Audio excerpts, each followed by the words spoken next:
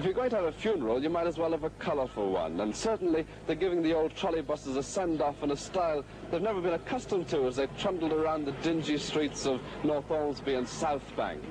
All the enthusiasts are here, those lovable fanatics who act as unpaid keeners at the wake of every tram, trolley bus and steam locomotive on its way to the scrap heap. The Teesside Council have also risen to the occasion, and for the last run they've laid out number 291 here in a habit befitting the war-scarred veteran she is.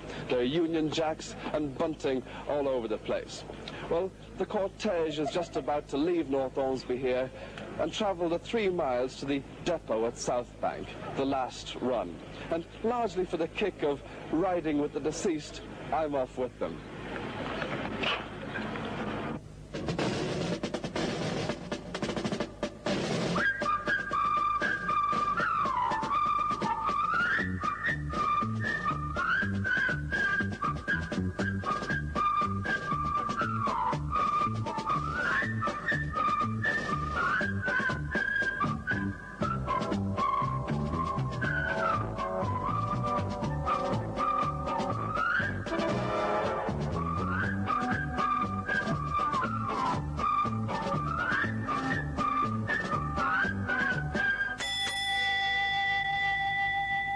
In the 52 years the trolleys have been running in this area, they've travelled 27 million miles and carried 227 million passengers.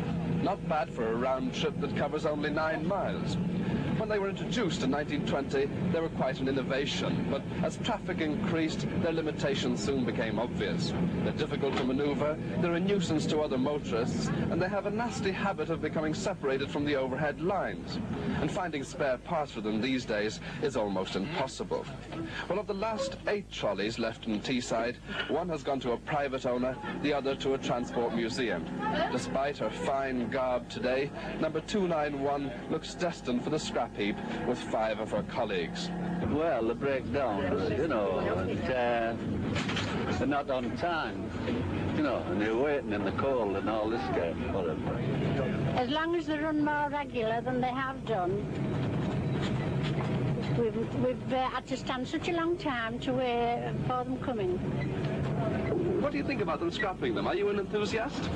Yes, but I think, for one thing, I think they should have kept them because they use, they don't use imported fuel, and there's trouble out east with the petrol and that sort of thing. Well, then we'll have to pay more.